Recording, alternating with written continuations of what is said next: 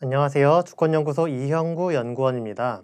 이번 주 아침 햇살은 반보수 적폐투쟁의 총궐기하자입니다. 이 제목을 딱 봤을 때부터 다양한 생각을 하실 것 같은데요. 어떤 분은 당연히 그래야지 하고 생각하실 테고, 다른 분은 반보수 투쟁하면 사실상 민주당 밀어주자는 건데 민주당이 뭐 이쁘다고 해주냐, 민주당 정권 들어서서 뭐 나아진 거 있냐, 민주당이나 국힘당이나 똑같다, 이런 분도 계시겠죠. 다른 쪽으로는 걱정 마라, 이 대선 분명히 이긴다, 그러면서 호들갑 떨 거 없다 라고 이야기하시는 분도 있을 거예요. 이걸 보시는 분들도 그런 생각이 드시거나 아니면 주변 분들 중에 분명히 이런 생각 가지신 분이 계실 것 같은데요. 그래서 이번에 다루게 되었습니다. 그래서 우리는 사람들을 반보수 투쟁으로 힘을 모으게 하고 총궐기해야 한다라는 겁니다. 4.7 보궐선거가 얼마 전에 있었는데 이게 관심사였던 것도 서울시장, 부산시장 선거 자체도 중요하지만 다름이 아니라 대선 때문이지 않았습니까? 대선으로 가는 길목이었던 거죠. 대선을 우습게 보고 안일하게 보고 무책임하게 대하면 정말 큰일 날 수 있습니다. 그래서 첫 번째로 말씀드릴 거는 보수 세력이 정말 재집권하려고 발악하고 있다라는 거예요. 4.7 보궐선거는 보수 세력에게는 우리가 재집권 가능하다라는 신호를 받았던 거죠. 그래서 보수 세력이 대선에서 이기기 위해서 정말 총력전을 벌이고 있습니다.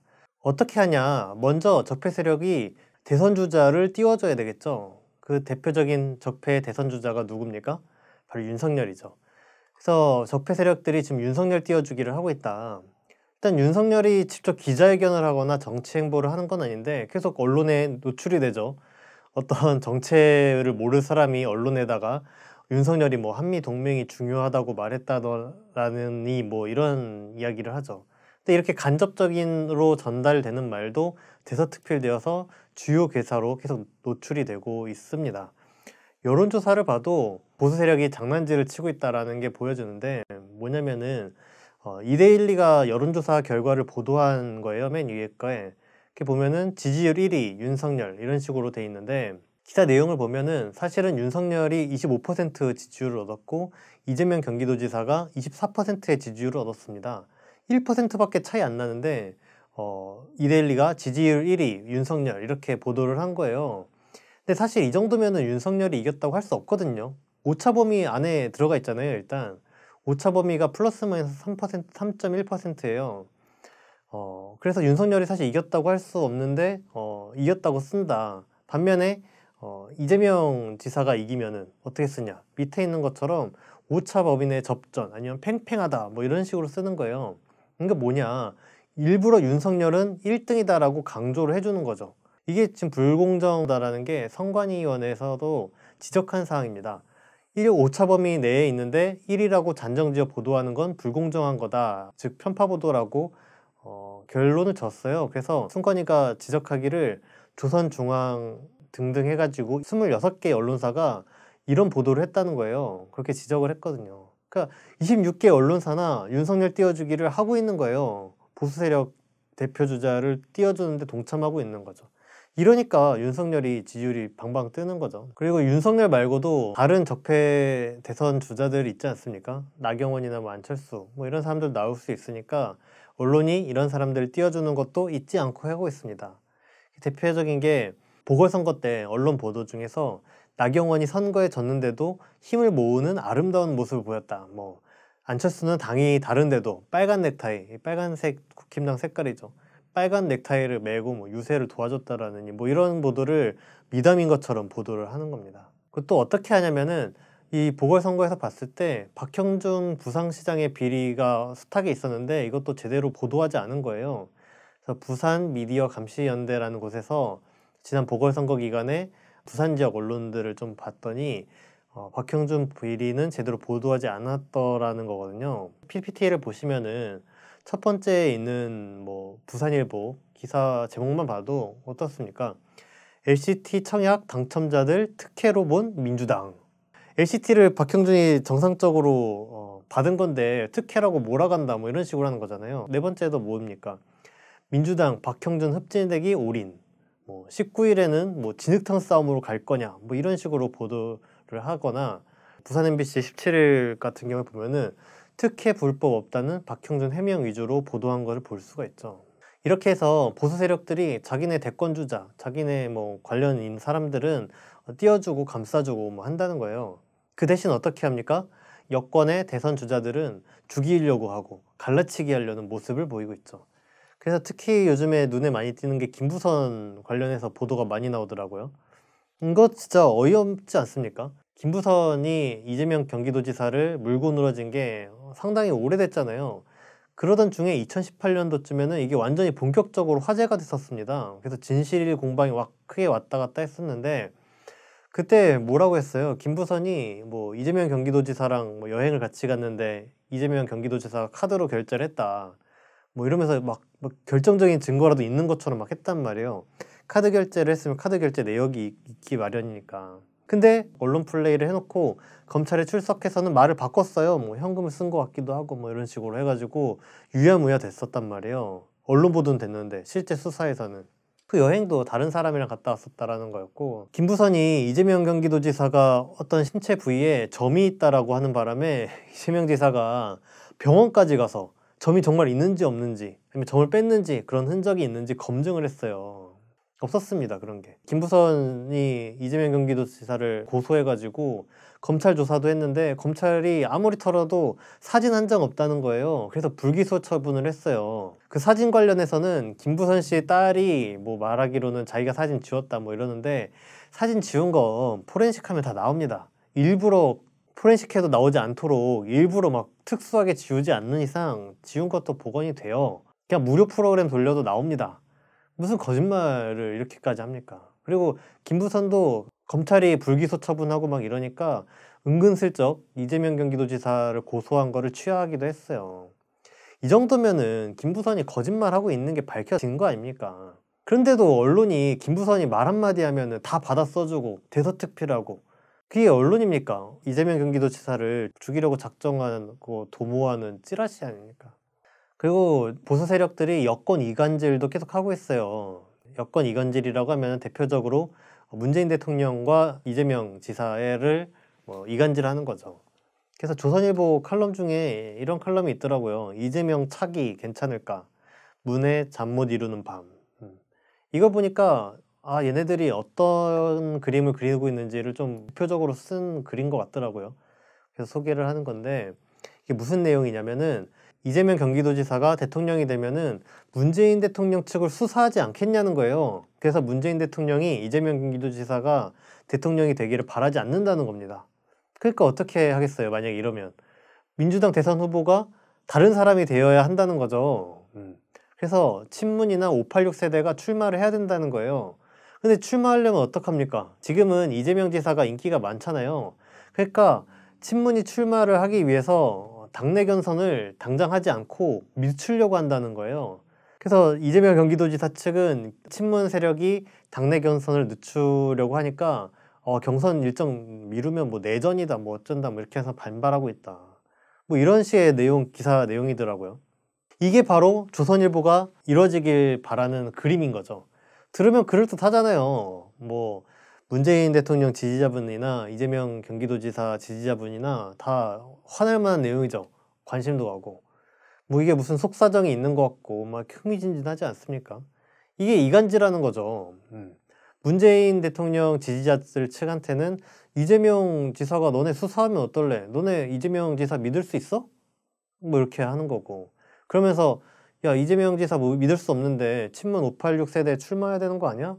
그러려면 경선 일정 미뤄야 되지 않아? 이렇게 부추기는 거 아닙니까? 이재명 지사에게도 문재인 대통령 측이 니네를 이렇게 바라본다. 배신감 느끼지 않냐? 이거 사실인지 아닌지 궁금하지 않아? 뭐 이런 식으로 부추기는 거죠.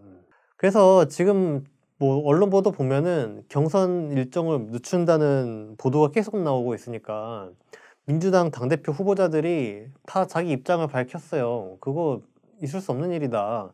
뭐 모든 후보가 다 동의하지 않는 이상 뭐 그럴 수 없다. 뭐 이렇게 부정하고 있는데도 경선 일정 미룬다는 언론 보도가 계속 나와요.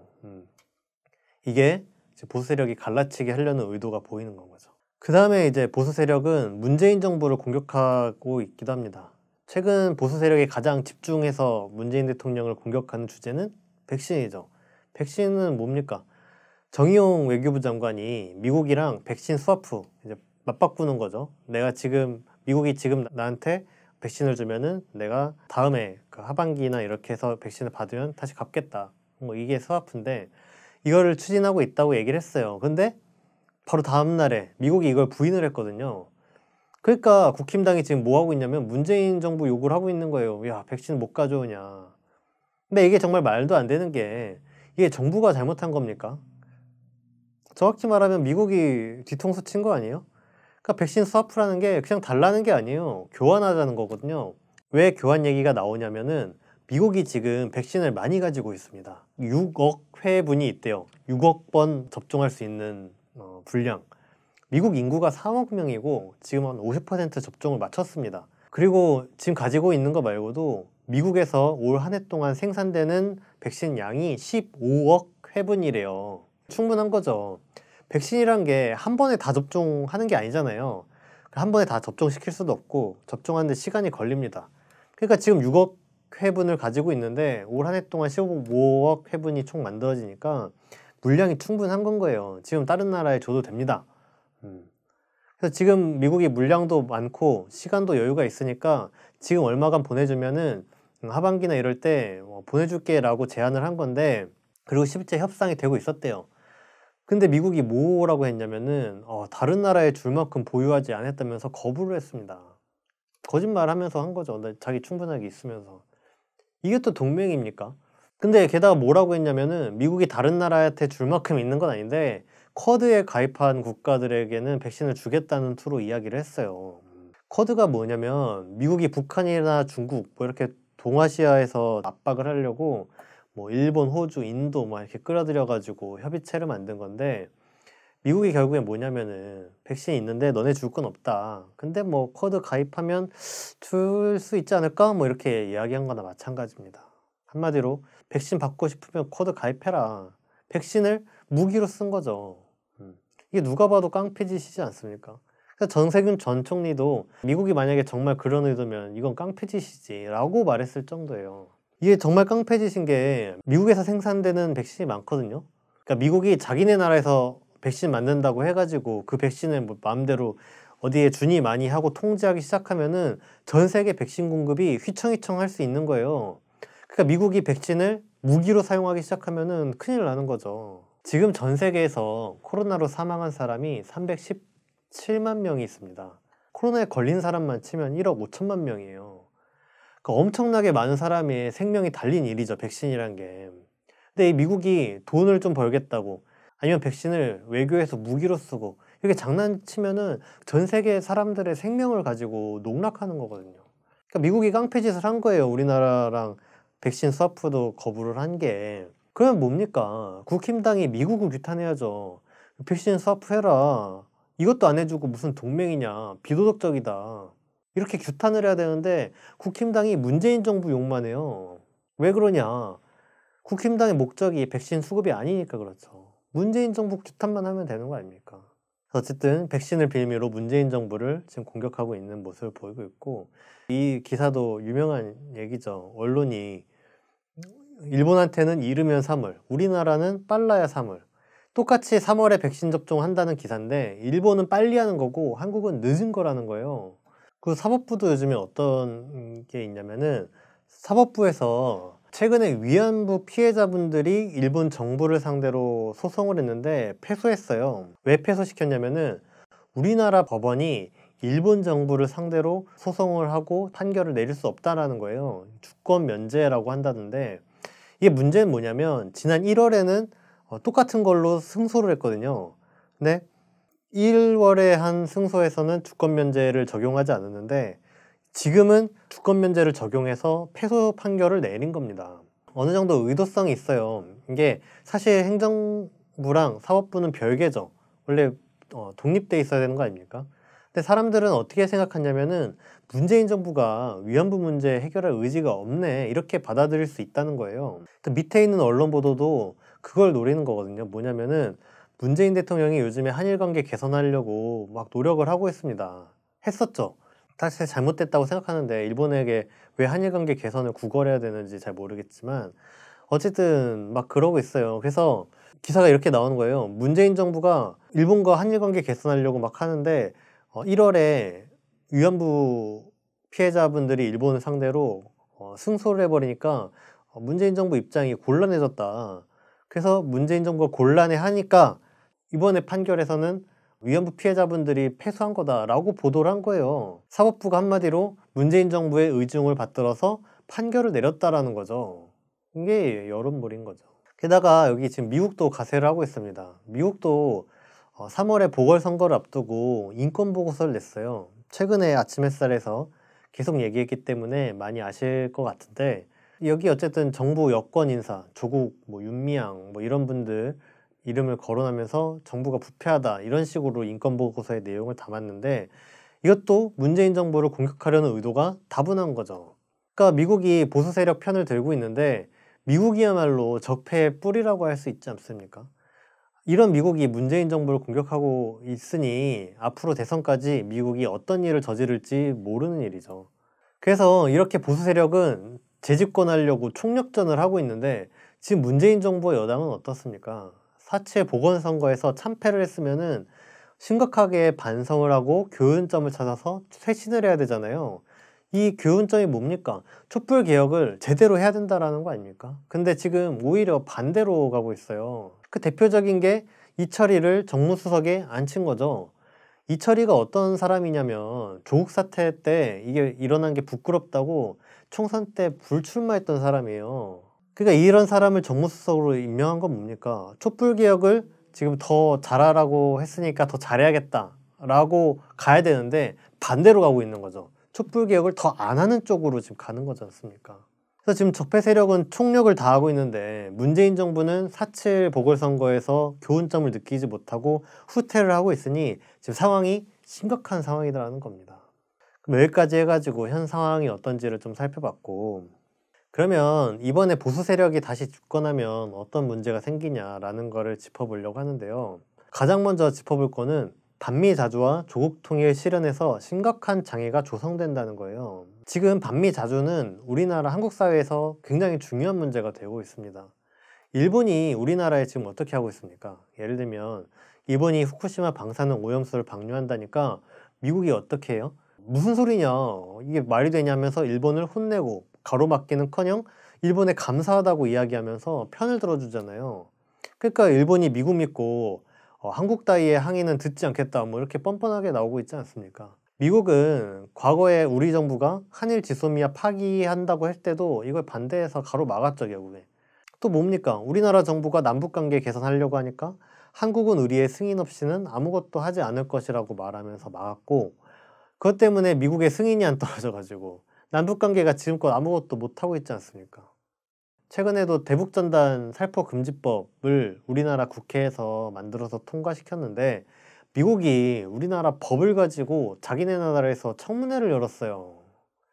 그러니까 미국이 우리나라 정부가 하는 정책은 물론이고 국회가 만든 법까지 이래라 저래라 하나하나 내정 간섭을 하고 있는 겁니다. 지금 나라를 운영하고 법을 만들려면은 미국의 내정 간섭을 하나하나 다 이겨내고 해야 될 판인 거예요. 그러니까 반미 자주를 해야 되는 건 거죠. 지금 중요한 반미 자주가 중요한 상황인데, 어떤 분들은 문재인 정부도 반미 자주를 하지 않는 친미 정권이지 않냐. 그런데 왜 보수 세력이 집권하면 반미 자주와 조국 통일에 지장이 생기냐고 이야기를 하냐. 이렇게 생각하시기도 하는데 그건 맞죠. 문재인 정부도 친미 정권이고, 근데 문재인 민주당이 국힘당과 같은 건 또 아니에요. 어떤 차이가 있냐면 문재인 정부는 미국이 하지 말라는 건 안 하죠. 그 말은 반대로 생각하면은 하지 말라고 해야 안 한다는 거예요. 문재인 민주당이 지소미아를 파기하려고 해요. 그러니까 미국이 지소미아를 파기하지 말라고 반대를 하는 겁니다. 국힘당이었으면 어땠겠어요? 지소미아 파기란 거 자체를 하지 않았겠죠. 대북전단 살포금지법이란 걸 애초에 만들지 않았겠죠. 남북정상회담, 국힘당이 했겠습니까? 민주당도 남북정상회담에서 합의한 거를 이행하고 있지는 않지만 어쨌든 남북정상회담을 열고 남북 합의를 맺잖아요. 그거 자체가 상당히 큰 성과입니다. 만약에 4.27 판문점 정상회담, 9월 평양 정상회담이 없었다고 생각해 보세요. 국민들이 지금보다 남북 대결 정서가 훨씬 컸을 거예요. 평화번영 통일이란 말 자체가 국민 속에서 회자가 되지 않았을 거 아닙니까?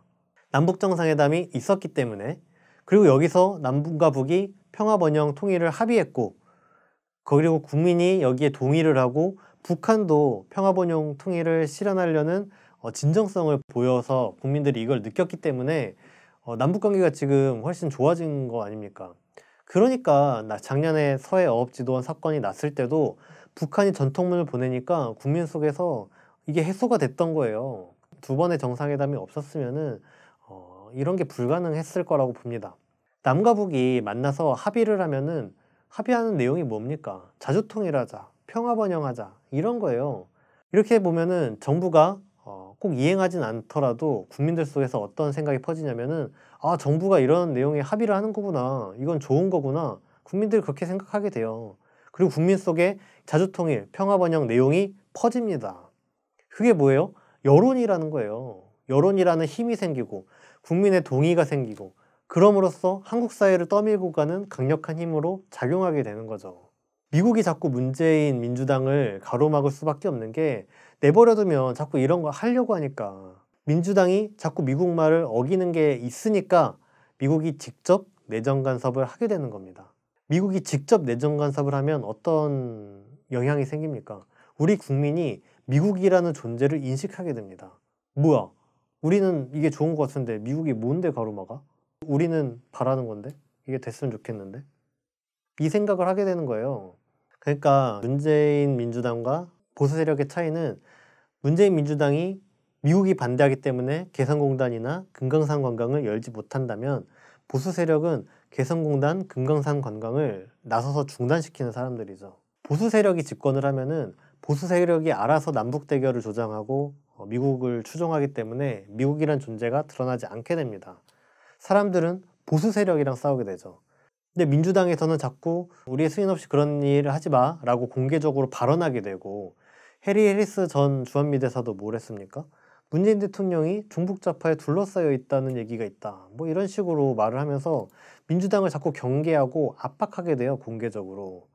그 과정에서 미국의 본질이 선명하게 드러나게 됩니다.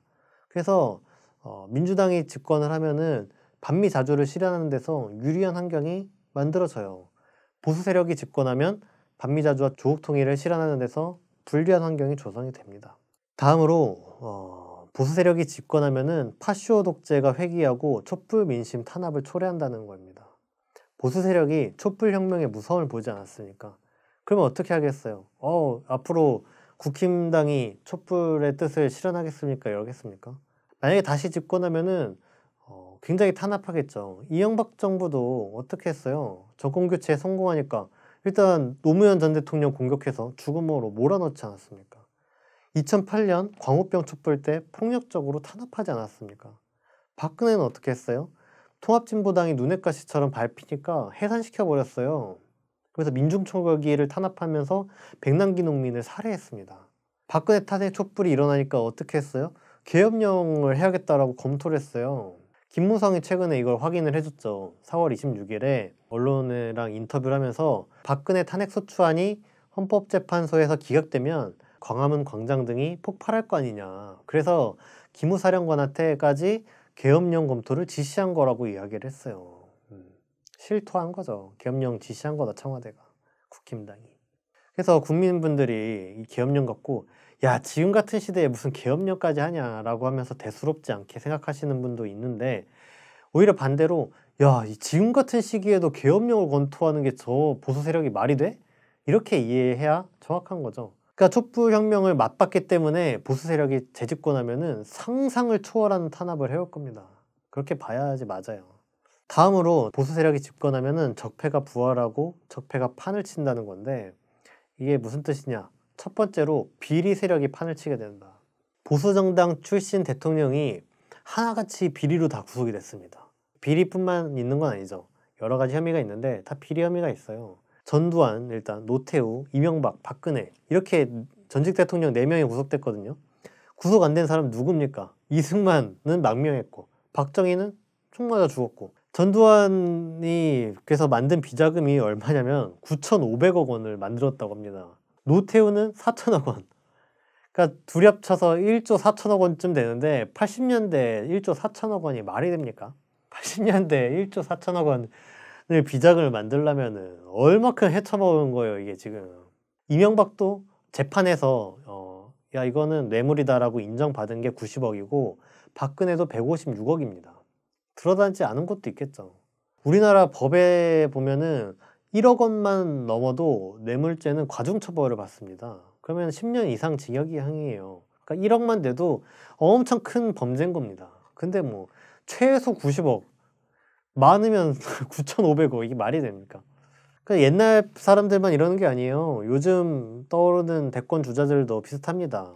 윤석열만 봐도 장모가 은행 잔고 증명서를 위조를 해서 그걸로 사람들에게 투자를 받아가지고 땅을 샀는데 그 땅으로 시세 차익을 90억 원을 받다는 거예요. 윤석열 장모가.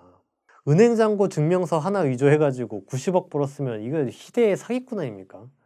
뭐 봉이 김선달이 울고 갈 지경인데 나경원도 뭡니까? 입시 비리도 있고 스페셜 올림픽 코리아 뭐 이런 단체를 사유해가지고 비리를 저질러서 고발을 14번 당했어요.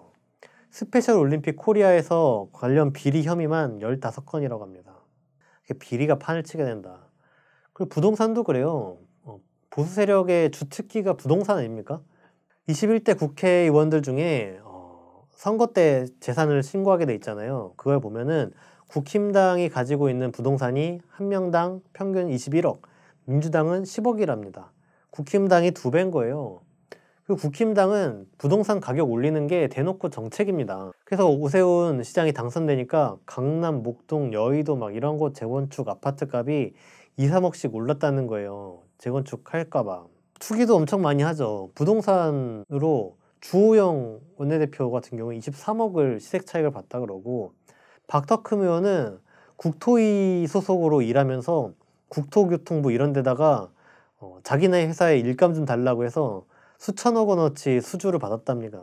이게 상상을 초월하는 거예요. 얘네들은 비리를 저지르는 게 부정 축제가.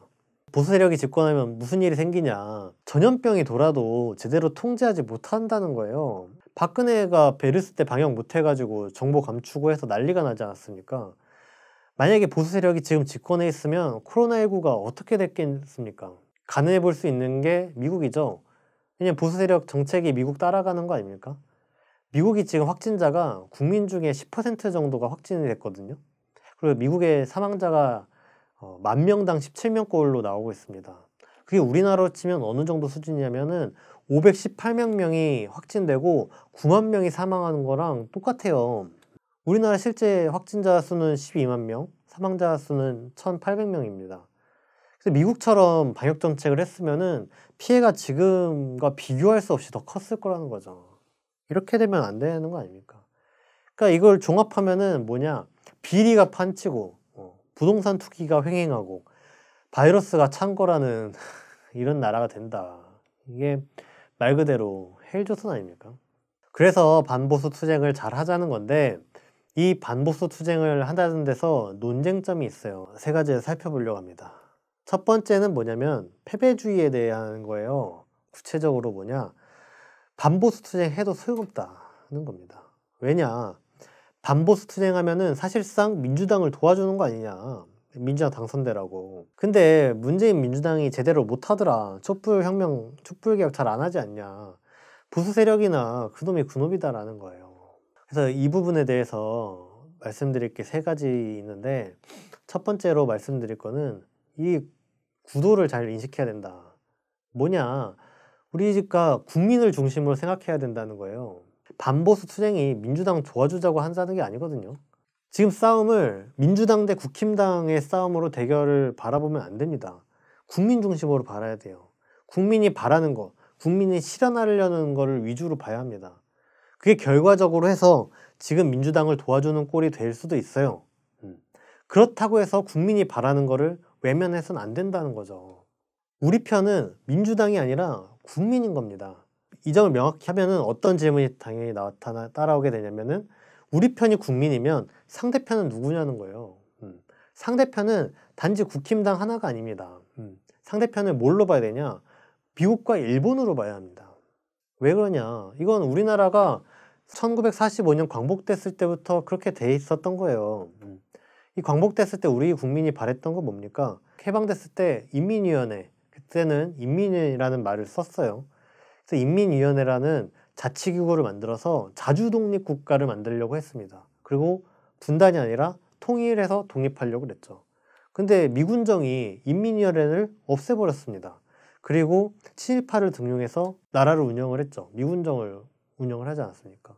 그리고 미국이 미수공동위원회 뭐 이런 걸 해서 우리나라를 분단시켰어요. 4.19 때도 미국이 어떻게 했습니까? 박정희 내세워서 4.19 혁명을 뒤집고 군사 독재를 하게끔 했지 않았습니까? 5.18 때도 전두환이 국민을 학살하는데 미국이 배후였지 않습니까? 미국이 전두환을 내세워서 독재 정권을 유지시켜 준 거죠. 그래서 지금 한국 사회 주요 대결도 국민 대 미국과 일본 이렇게 봐야 한다. 이 관점에서 보면은 민주당과 국힘당이 어떤 차이가 있는지 보여요. 아까 살펴본 것처럼 미국은 적폐 세력을 집권시키려고 합니다. 민주당도 개혁을 제대로 못하고 심지어 친미 세력이기도 하지만은 미국이 민주당이 아니라 적폐 세력을 집권시키려는 게 이유가 있어요. 뭐냐? 미국이 대한민국에 언론, 검찰, 뭐 정치 등등 해가지고 곳곳에 친미, 친일, 수구 적폐 세력을 키워왔습니다. 그래서 위키리크스에서 뭐 미국의 뭐 연락선이 누구냐느니 뭐 이런 게 폭로되기도 했어요. 그래서 미국은 자기들이 손때 묻혀서 키운 이 사람들이 대한민국을 주도해서 이끌어가길 바라는 거예요. 자기가 키운 사람들이 돼야지 알아서 미국 뜻대로 대한민국을 운영해 주겠죠. 이 사람들이 집권을 해야 앞으로도 계속 대한민국이 미국의 말을 잘 듣고 무슨 일이든 미국의 허락을 받아서 해 나가겠죠. 그런 면에서 봤을 때 미국이 보기에 문재인 정부는 불안한 거예요. 미국이 허락하지 않은 행동을, 바라지 않는 행동을 하는 거죠. 그러다 보니까 어떻게 되냐? 아까 말한 것처럼 미국이 공개적으로 민주당을 눌러놔야 되는 이런 상황들이 발생을 하는 겁니다. 그리고 민주당이 지금 어때요? 미국이 쿼드에 가입하라고 했는데 아직 쿼드에도 가입하지 않고 있죠.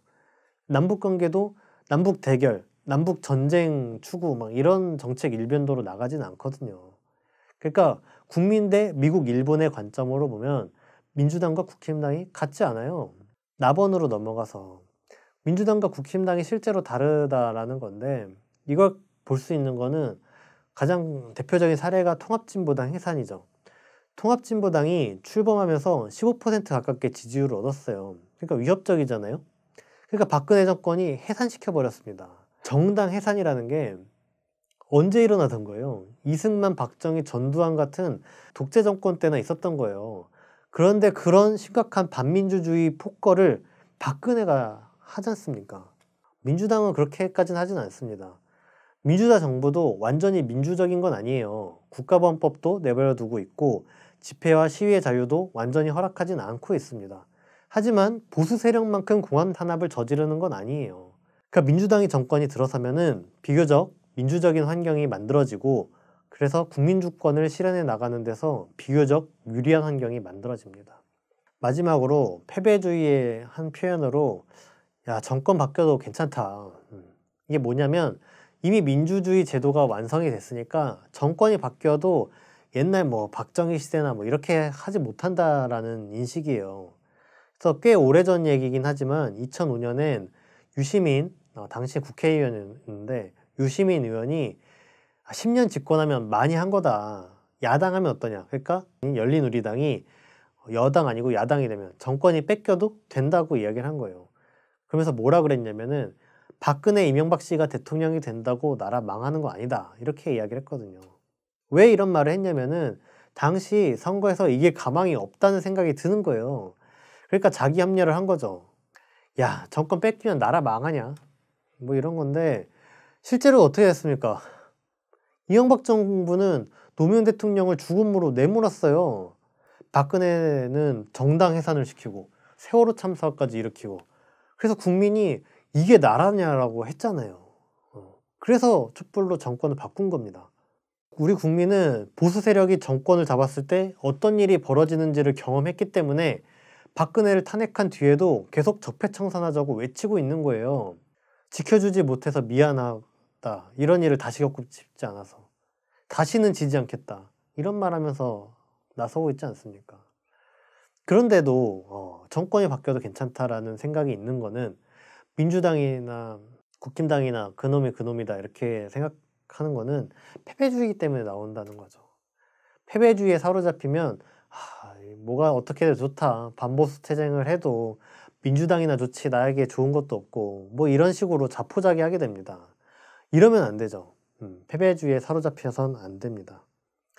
다음으로 그래 선거에서 이겨야 된다. 근데 선거에서 이기려면 어떻게 되냐? 문재인 정권, 민주당을 비판해서 안 된다라는 생각도 오히려 있어요. 문재인 민주당 비판하면 보수 세력에게만 도움된다라는 건데 근데 이건 잘못된 거죠. 비판할 거는 비판을 해야 합니다. 왜냐? 일단 문재인 대통령과 민주당이 완전 무결하지 않아요. 문재인 대통령은 박근혜 탄핵 촛불 때 질서 있는 퇴진하라고 했습니다. 질서 있는 퇴진이 뭡니까? 박근혜는 국정 운영 2선으로 후퇴하고 국무총리 같은 사람이 국정 운영하라는 거였거든요. 그러니까 촛불 국민이 촛불을 드니까 탄핵하는 데 성공한 거예요. 문재인 대통령에게 맡겨놨으면 탄핵까지 못 갔을 수 있습니다. 종수처 같은 경우에도 문재인 정부와 민주당은 미적지근했어요. 국민이 나서니까 끝까지 설치하는 데 성공한 겁니다. 또 어때요? 이명박 박근혜 사면론 막 이런 거 얘기 나오지 않습니까? 국민이 즉각적으로 반발하고 들고 이런 서지 않았으면은 지금 사면됐을 수도 있어요. 또 뭡니까? 내각제나 연정 같은 거 추진했을 수도 있습니다. 지금 대선 앞두고도 민주당 내 내각제, 연정 얘기하는 사람도 있잖아요. 그리고 심지어 또 환경도 어떻습니까? 언론도 문재인 정부와 민주당을 계속 공격하고 미국도 문재인 정부를 압박을 넣잖아요. 그러니까 가만히 두면은 자꾸 그쪽으로 가게 돼 있는 거예요. 그래서 우리도 마냥 문재인 정부가 무슨 일을 하더라도 다 지지해주고 이럴 게 아니다. 비판할 건 비판해야 된다. 그럼 적폐랑 우리랑 다른 게 뭐냐면은 적폐 세력은 문재인 정부를 몰락시키려고 공격하는 거지만 우리는 잘하라고 비판하는 겁니다. 문재인 정부나 민주당이 국민의 뜻에서 벗어나면은 그걸 맞게 움직이라고 만드는 게 목적인 거죠. 마지막으로는 보수 세력은 어차피 재집권하지 못한다라는 인식이 있어요. 보수 세력이 어차피 집권하지 못하는데 무슨 반보수 투쟁이냐, 뭐 호들갑 떨지 마라, 뭐 사활까지 걸 거 없다, 뭐 이런 겁니다. 또 보궐선거 지지 않았냐? 보궐선거 1년짜리라 진 거 아니지, 대선은 안 그렇다, 이런 거죠. 근데 이게 더 나가면 어떻게 되냐면은 야 어차피 보수 세력이 집권하지 못할 거기 때문에 반보수 투쟁에 같이 힘 합칠 거 없고 각자 자기 좋을 대로 하면 된다, 뭐 이런 식으로 나가게 되는 거죠. 국민이 이미 4.7 보궐선거에서 민주당을 심판했잖아요. 1년 전만 해도 총선에서 180석을 민주개혁 세력에게 몰아줬는데 1년 만에 보궐선거에서 참패했습니다. 이 선거 결과를 예측한 사람이 없어요. 많은 사람들이 선거 결과가 박빙일 거다라고는 예상했죠. 하지만 압도적으로 민주당이 심판당할 거라고 예상한 사람은 많지 않을 겁니다. 지금 여론조사만 봐도 그래요. 정권교체 여론이 높지 않습니까? 55%의 국민이 정권교체를 해야 한다고 응답을 해요. 점점 시간이 지날수록 높아집니다. 55% 그거는 16일에 발표한 여론조사 결과였는데 22일에 여론조사 결과 보면 60%가 정권교체를 지지를 했어요. 그리고 4.7 보궐선거 이후에도 심판당한 민주당이 별달리 혁신하려는 모습을 보이지 않습니다. 그러니까 4.7 보궐선거 이후로 그 전과 변한 게 아무것도 없어요. 심판당했다라는 걸 확인한 거 말고 변한 게 없습니다. 그러면은 뭐라고 우리가 봐야 됩니까? 심판 정서가 여전히 유효하다고 봐야죠. 뭐가 달라졌다고 보궐선거 때는 심판했는데 대선에는 찍어주겠습니까? 보궐선거는 졌지만 대선에서는 아무것도 안 해도 이길 거라고 생각하는 건 미신이죠. 자만이고 오만입니다. 국민의 뜻을 제대로 받들지 않는 거죠. 그리고 앞으로 1년 동안에 대선까지 가는 과정에서 호재가 있겠냐는 거예요. 악재가 있으면 있지. 호재가 일어나기 어렵다. 왜냐? 일단 미국이 적폐 재집권을 바라고 있기 때문에 한국에서 어떤 실력 행사, 어떤 사건을 일으킬지 모른다. 어떤 변수가 튀어나올지 모른다는 거예요. 미국발. 또 뭐냐면 문재인 민주당 내에서도 사건, 사고가 터져 나올 수 있다는 거예요. 모든 권력은 거의 레임덕이 있습니다. 권력 누수 현상이 되는 거죠. 그래서 통제가 제대로 안 되고 기강이 해이해져서 여러 가지 문제가 터져 나올 수 있는 거예요. 이게 왜 그러냐면은 정권 임기는 정해져 있는데 거기서 일했던 정치인이나 관료들은 임기 끝나면 뭐 합니까? 먹고 살 길 찾아야 될 거 아니에요. 그러니까 임기 끝나기 전에 제 살 길 찾아 나서는 거예요. 그 지금 앞으로 1년 동안에 열심히 막 돌아다니겠죠. 난 뭐 먹고 살지? 어떤 사람은 총선에 출마하기 위해서 지역구 하나 찾아가지고 지역구 돌아다니느냐고 바쁘고, 어떤 사람은 출마하지 않는다고 하면은 정권 끝나는 마당에 한탕 해야겠다, 뭐 이런 식으로 자기 이익 챙기기에 바쁠 수도 있고, 또 어떤 데서는 야, 정권 교체 되겠는데 다음 차기에 보수 세력이 될 것 같은데 국힘당에 줄 좀 대볼까? 국힘당에 줄 대려면 어떻게 하지? 하면서 어떤 일을 벌일 수도 있겠죠. 그러니까 임기 말 정권에서는 좋은 소식이 들려오기 어렵습니다. 그렇다고 뭐 지금 남북정상회담하고 이럴 가능성이 거의 없잖아요. 악재 터질 가능성이 훨씬 높은 거죠. 그래서 이렇게 살펴봤는데 앞으로 1년, 향후 대선은 우리나라에서 매우 중요한 결정을 내리는 시기입니다. 우리가 2010년에 탄핵 촉구를 한 뒤로 정말 새로운 높이의 국민주권 시대를 경험하지 않았습니까? 그리고 남과 북이 평화 번영을 실현하기 위해서 손잡으면 어떤 상황이 펼쳐지는지도 맛봤어요. 그리고 선거를 통해서 민심이 얼마나 위대한지도, 얼마나 압도적인 힘을 가지고 있는지도 경험해 보았죠. 지난 4년이 새로운 시대의 서망이었다. 어떤 사람은 난 민주당 지지하지 않으니까 민주당 재집권하는 데 도움을 주고 싶지 않아, 그래서 뭐 반보수 투쟁하고 싶지 않아 라고 생각하기도 하고, 어떤 사람은 민주당이 이길 건데 뭐하러 하냐 이렇게 생각하기도 하고, 그렇지만은 그러면서 뭐 외면하는 분들도 계시지만은, 하지만 이런 생각은 그 기준이 국민에게 있지 않기 때문에 생기는 현상이다. 촛불 민심은 보수 세력이 재집권하는 것을 막아야 된다고 요구를 하고 있습니다. 이 민심을 무겁게 생각해야 합니다. 보수 세력이 재집권하는 것을 막아야지 촛불 혁명을 진척시킬 수 있고 한국 사회를 더 진보적인 방향으로 만들어갈 수 있어요. 그래서 이렇게 우리가 큰 관점을 갖고 힘을 모아서 반보수 투쟁에 총궐기해 나갔으면 좋겠습니다. 오늘 아침 햇살은 여기까지 하도록 하겠습니다. 감사합니다.